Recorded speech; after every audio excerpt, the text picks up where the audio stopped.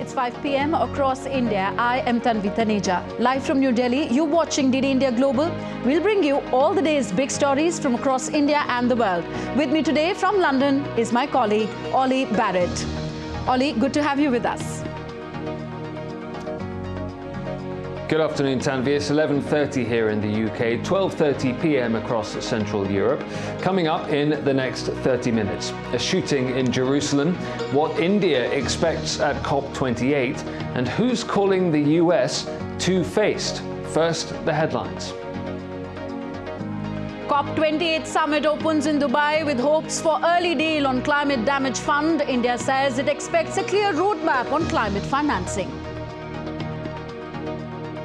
Always been interested in finding a successful outcome on operationalizing the loss and damage fund. We think this will be of great benefit to the developing countries. United Nations General Assembly President Dennis Francis says we need a win and COP28 can be that win. Two Palestinians open fire at a Jerusalem bus stop, killing 3 and wounding 8, just as Israel-Hamas extend the truce by 1 day in a last-minute deal. And United Nations Deputy Secretary General hails India as a champion of South-South cooperation, highlights the country's exemplary leadership in addressing global challenges.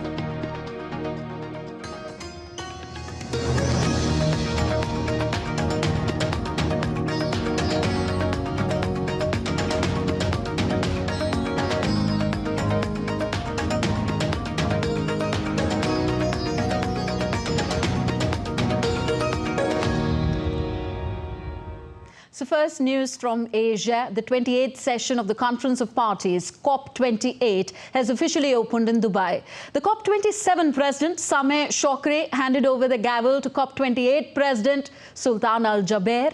The nearly 2-week-long summit will look to address some of the most pressing issues related to what experts say is a rapidly accelerating climate crisis.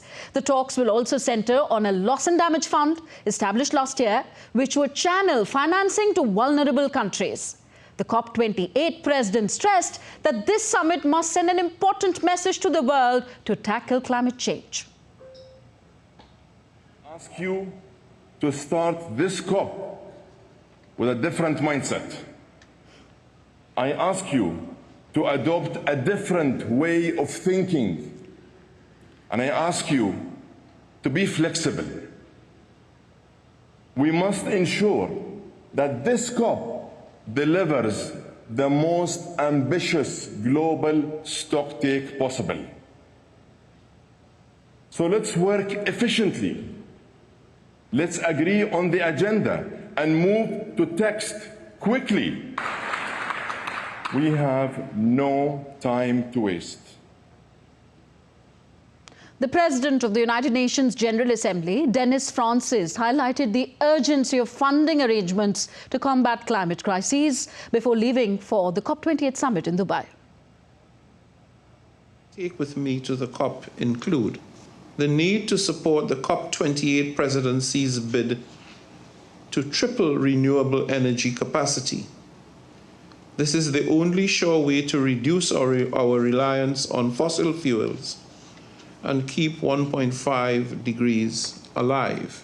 We need a win, and COP28 can be that win. India's Prime Minister Narendra Modi will leave for Dubai this evening to attend the UN Climate Change Conference. Prime Minister Modi will also deliver his address at the opening session. Honorable Prime Minister will be traveling to Dubai later this evening to attend the World Climate Action Summit, which is the high-level segment of the 28th Conference of Parties, COP28, to the UNFCCC, that is United Nations Framework Convention on Climate Change. Departing later this evening, will be attending the summit events tomorrow, 1st of December. In terms of Prime Minister's participation at the COP28, Honorable Prime Minister will deliver his address at the opening session of the World Climate Action Summit. Prime Minister Modi will participate in 3 high-level side events as well, of which 2 are being co-hosted by India. The first event being co-hosted by India and the UAE is the launch of the Green Credits Initiative. This initiative will foster collaboration among decision makers and bring together public and private sectors with the objective of accelerating the transition to net zero emissions. Prime Minister will also be participating in 3 high-level side events, of which 2 are being co-hosted by India. The first high-level event, which is being co-hosted by India and the UAE, is the launch of Green Credits Initiative. The second side event, co-hosted by India and Sweden, is the launch of Lead IT 2.0, essentially a leadership group for energy transition. Honorable Prime Minister will also be participating in another high-level event, which is titled Transforming Climate Finance, which is to be hosted by the presidency of the COP28, that is the UAE. And in India's Tapas Bhattacharya joins us live from Dubai now. Tapas, what are the expectations from this conference in the light of heightened concerns worldwide about climate change?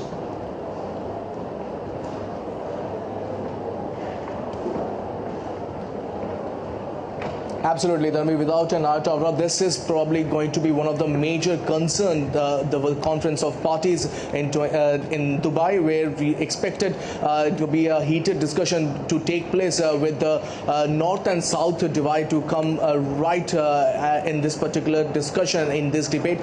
We've been told that developed countries are expected to go for the mitigation measures, and the developing countries are actually now talking about mitigation measures, but at the same time adoption of the pledges that have been taken after the Paris Agreement. Especially remember, this is a stock taking COP, so whatever the pledges that have been taken by India and other countries around the globe, they will be taking stock of their pledges and how much work has been done on ground. So that's something that the COP28 will take part in, and what we have been told is that there is a lot that needs to be done.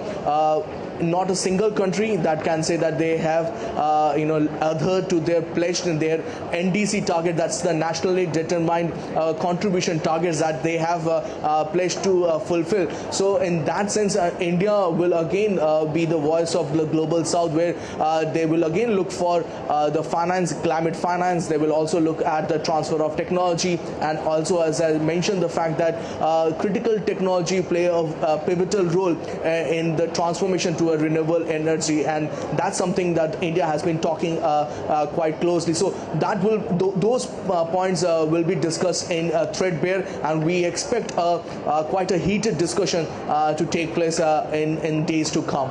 Yeah, Tapas, Indian Prime Minister Narendra Modi will co-host, among others, the launch of the Green Credits Initiative. Tell us more about this particular initiative.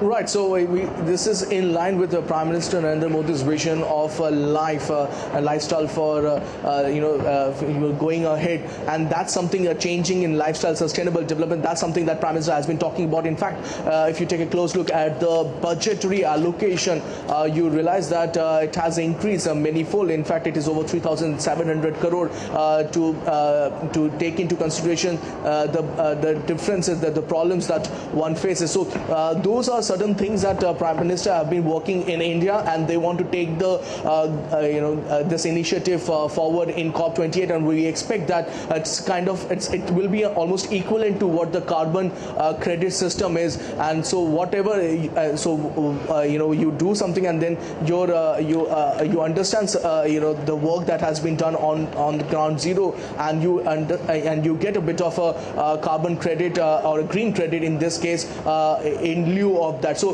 that's something that we've been talking about, and Prime Minister Modi has been talking about it for a long period of time. And it seems that in COP28 that part will be, that part will come into fore in this particular COP28. Tanvi. All right. Thank you, Tapas. Tapas Bhattacharya reporting to us from the summit in Dubai. Now, India's Minister of Environment, Forest and Climate Change, Bhupendra Yadav, inaugurated the India Pavilion in Dubai. The theme of the pavilion is Vasudhaiva Kutumbakam, meaning the world is one family. While addressing the gathering, the minister said the pavilion indicates India's commitment towards environment-friendly policies. Always showcasing India's commitment towards its environment-friendly policy. Pavilion is a place where people will come together, discuss, and also putting their efforts for the field of environment. Moving on now, it's day 55 of the Israel-Hamas conflict. Just as efforts are underway for a permanent ceasefire, Israel has received the list of hostages due to be freed today. All this as US Secretary of State Antony Blinken is back in Tel Aviv. My colleague Ollie Barrett is in London. He gives us more on these stories and, of course, all that is making headlines around the world as well. Ollie, while negotiations through intermediaries are on, the truce finally leading to some results. It looks that way, Tanvi. There is some cautious optimism being expressed in some capitals, but also there are reasons to be very cautious, certainly nonetheless. Israel and Hamas did strike that last-minute deal on Thursday to extend their ceasefire for a 7th day.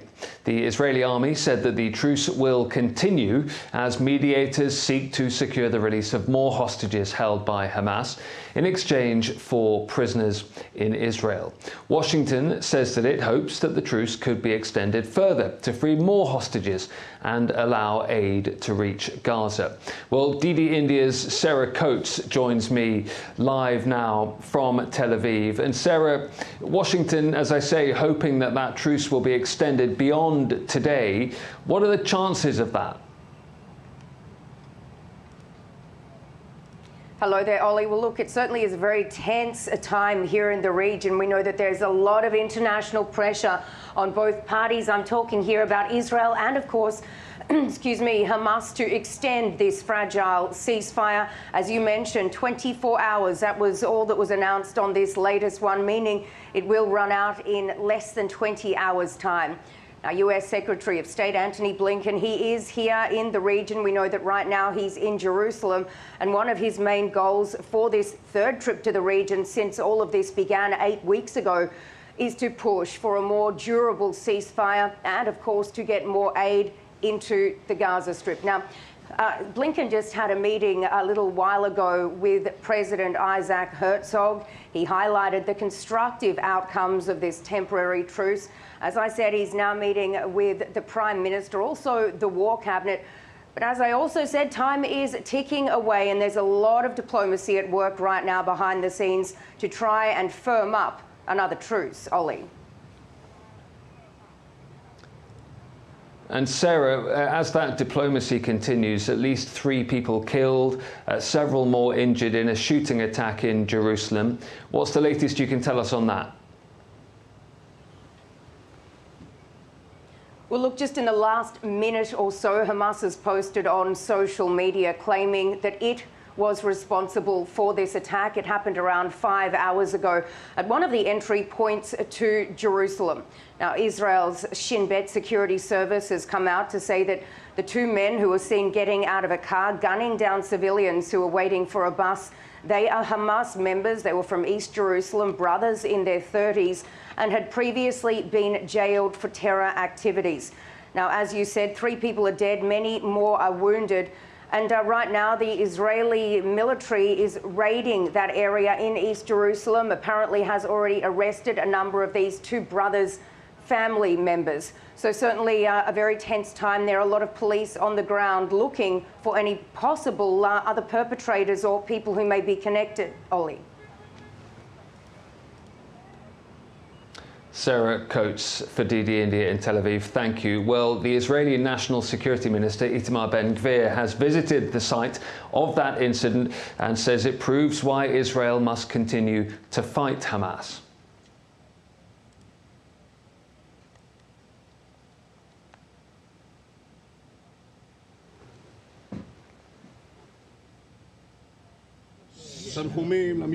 This event proves again why we must not show weakness, why we need to speak to Hamas only through the scopes, through the war. Against Hamas we must fight. This event proves another thing, how important the policy of distributing weapons is, despite the criticism. I will continue with this policy of distributing weapons everywhere. Well, Sarah was telling us, Sarah Coates in Tel Aviv, about the US Secretary of State Antony Blinken meeting with Israeli President Isaac Herzog in Tel Aviv just after Israel and Hamas extended that temporary truce. Earlier, Antony Blinken said that the truce was producing results. He's also expected to travel to the West Bank to meet Palestinian President Mahmoud Abbas. It is the US diplomat's third trip to the region since the October the 7th Hamas attacks in Israel. Next to the conflict in Ukraine, and Russia has launched an overnight missile attack in the eastern Donetsk region, which killed one person and injured 10 more. Ukraine's Interior Minister Igor Klimenko says Russia fired 6 missiles at 3 settlements in the region. Earlier, the Ukrainian military claimed that its air defense systems shot down 14 out of 20 drones in an overnight attack by Russia.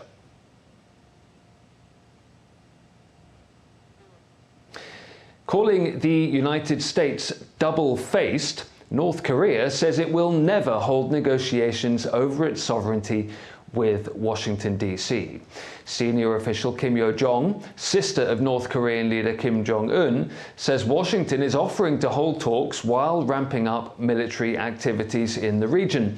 Kim Yo-jong has also inspected photos of a US naval base and an air base in Japan taken by a spy satellite recently launched by Pyongyang.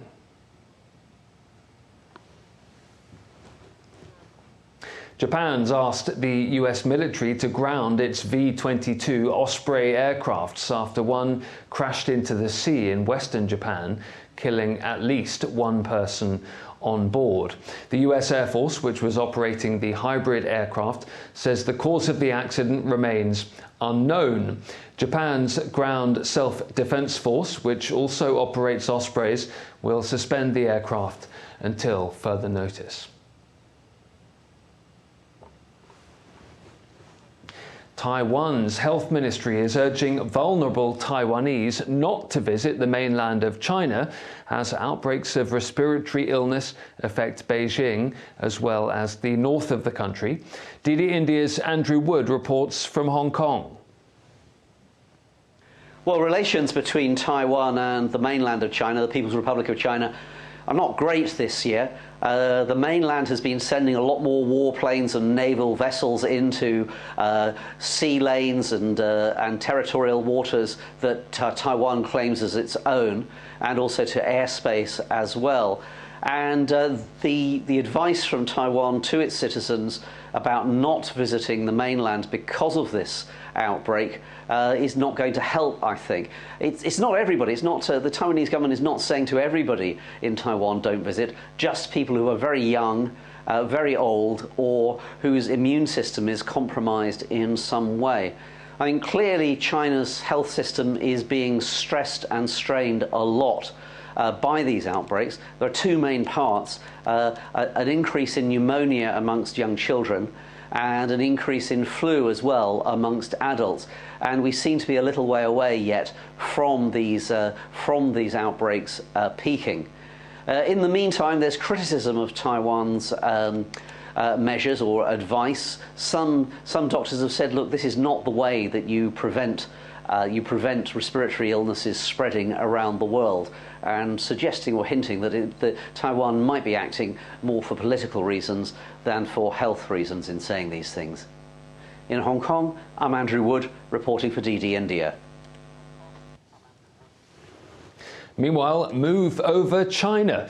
According to reports, India is now playing an increasingly important role in Walmart's supply chain. The world's largest retailer is importing more goods from the country, ranging from toys and electronics to pharmaceuticals and food. DD India's Tony Waterman reports. According to this Reuters report, 25% of the items Walmart shipped to the U.S. between January and August of this year came from India, which is a massive jump from just 2% 5 years ago. And this sharp climb in imports from India appears to coincide with a decrease in Walmart's imports to the U.S. from China, which fell by a near equal amount during the same period. There are a few factors at play here. For one, it's become a lot more expensive for U.S.-based companies to import goods from China ever since the Trump administration slapped tariffs on more than $300 billion worth of Chinese goods. So companies like Walmart are looking for cheaper alternatives. Another reason is mounting political tensions between Beijing and Washington. Uncertainty is never good for business, and diversification of supply chains can help shield companies from future fallout, including from unpredictable snags like global pandemics. But there is also a broader strategic element at play. In recent years, Walmart has been making India a bigger part of its manufacturing base. In 2018, it bought a majority stake in the e-commerce giant Flipkart, and then just 2 years later, it pledged to import $10 billion worth of goods from India each year come 2027. And a top executive for Reuters said that the company was on track to meet that goal. Walmart also told Reuters that India's growing workforce and technological advancement has been a major draw for the company, especially as the population shrinks and ages in China. And Walmart now employs more than 100,000 workers across India. That being said, China remains Walmart's largest import market, at least for now. In Austin, Tony Waterman reporting for DD India. And with that shift in the supply lines from China to India, potentially, let's shift back from London to the studio in Delhi. Tanvi. Thank you very much, Ollie. Ollie Barrett joining us from our London bureau. You're watching DD India Global. Still to come on the show. As the G20 under India's leadership comes to an end today, Indian Prime Minister says G20 India was a shift from GDP-centric to human-centric progress.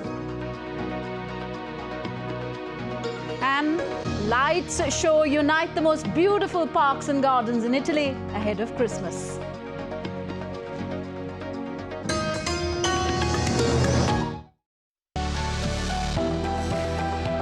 Turning crisis into opportunity, transforming ideas into action, stories of real change, tales of sustainable solution. This series is going to tell stories of such changemakers. Watch Changemakers on DD India.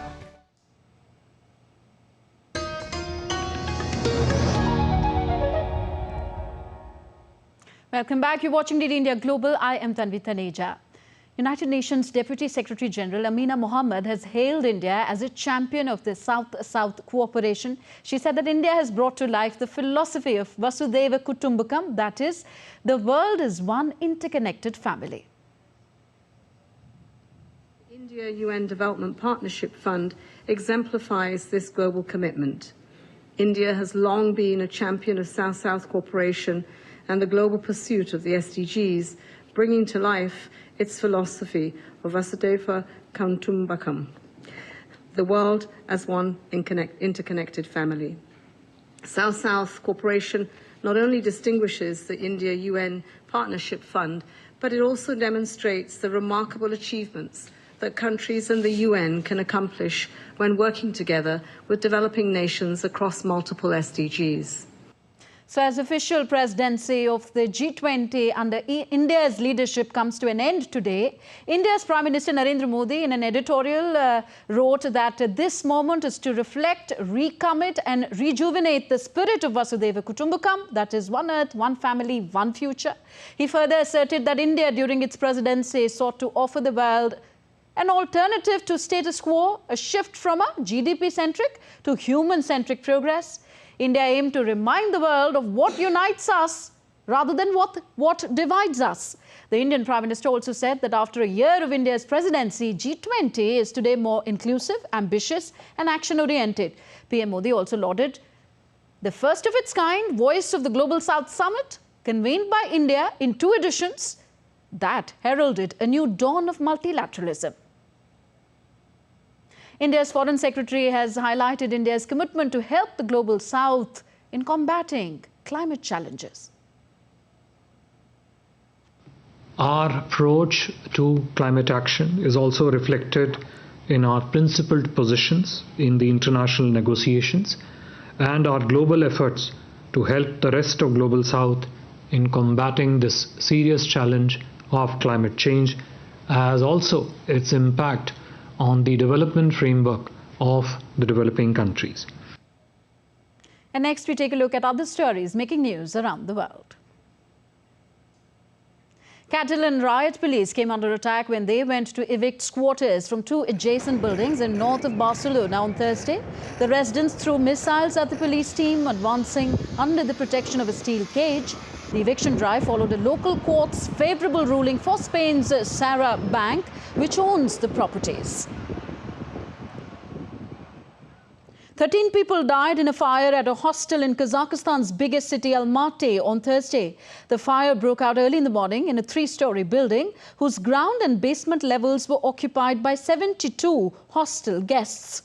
The victims died from carbon monoxide poisoning, while the remaining 59 people managed to leave the building. The cause of the fire remained unclear. And a Pakistan court overturned the conviction of former Prime Minister Nawaz Sharif in a corruption case, removing one of the many obstacles for him to qualify to stand in elections in February. The politician, who arrived back home from 4 years of self-imposed exile in London last month, is eyeing to become the Prime Minister of the country for the 4th time. And the Christmas season has begun in the gardens of Villarreal in Monza, Italy, with the mesmerizing colourful lights show. Visitors explored the fascinating creatures and lighted trees. The multi-sensory exhibition, based on wonders, myths and legends of the royal gardens, will be open till January the 7th.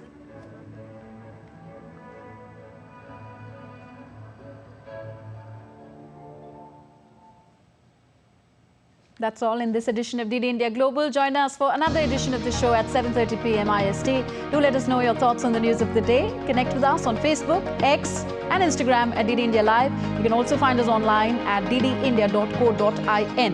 We will be back with more news as it breaks here on DD India.